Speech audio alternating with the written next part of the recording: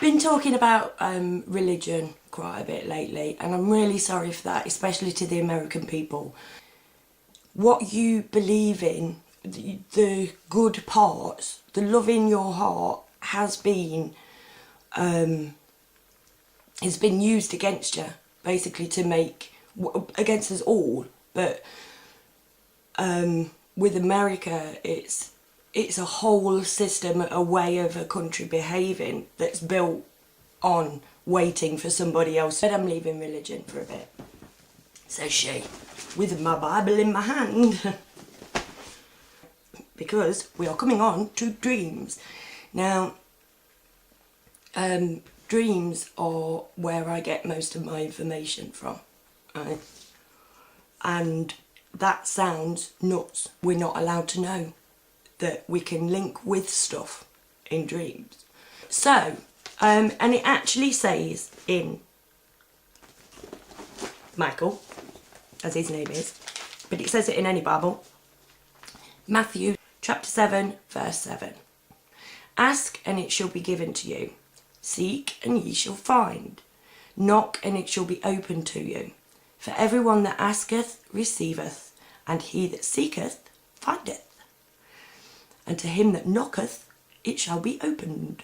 If you've not seen my video on Thoth, 2008, March the 20th, morning of the equinox, right, full moon, and I had this dream, most vivid dream I'd had in ages, and I woke up going, Thoth!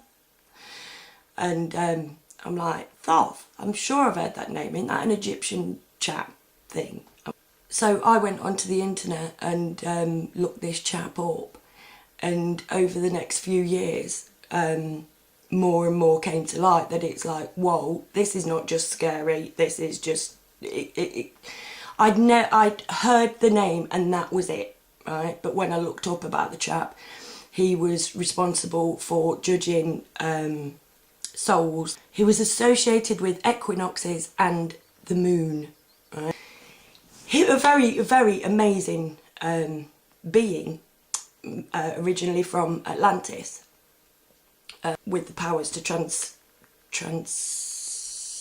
transpond, transvestite, transverse the worlds of life and death and awake and asleep and whatever, all this malarkey, right? Now, I'd been on my experiment for a year or two before I had this dream, and it was so sort of prophetic, because everybody else was just industriously working in this office / factory place. And then there comes this news, beware, Thoth is on his way. And everybody's screaming and going, oh my God, we're all going to die. And I'm like, whoa, calm down, trying to hug people. And everybody's pushing me away, like, go away, you crazy woman. And I'm like, no, it's okay. All you have to do is just, if you're nice, he's not going to kill you. You're going to be all right if you just love. And they're like, oh my God, I've been doing it wrong and all this lot. And it was like, why can't anybody hear me? And now it's kind of, that's, you know, that itself is kind of where I find myself.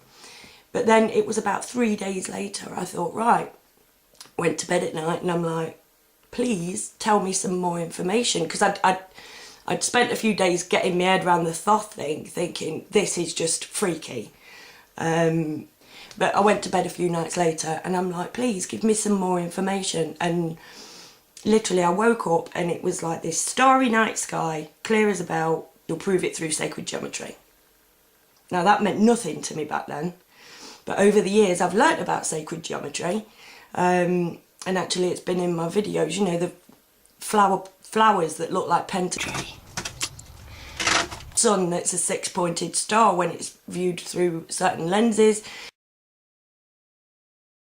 The natural pyramids that are made by the sunshine in the garden.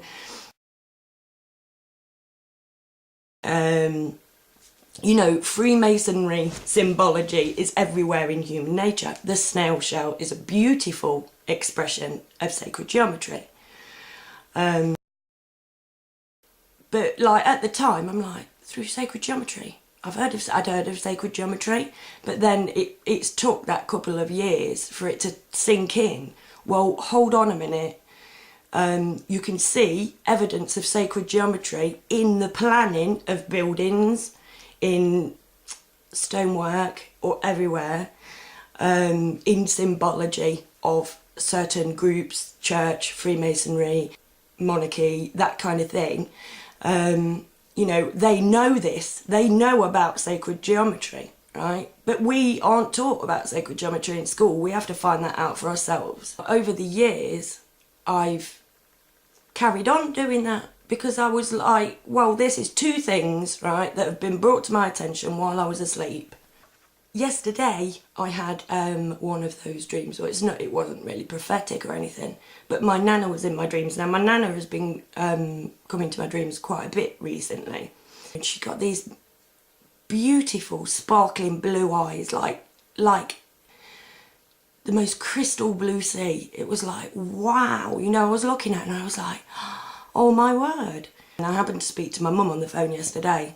And I went, oh, ma'am, I know what I meant to ask you. What colour were Nana's eyes? And she went, they were blue. She says, but you wouldn't believe. She said, they were the most sparkling blue. Beautiful blue they were. I never saw it until she was in hospital with a stroke and she'd not got her glasses on. And I my whole life not known how beautiful my mum's eyes were because she'd always got her glasses on. But they were the most sparkling blue. And that was before I'd said anything. It's on its own, that is coincidence, coinky dinky, right? But when added together with everything else, you know what I mean? It's like, it's not just one thing, one dream that has happened to me like that. It's many. Now,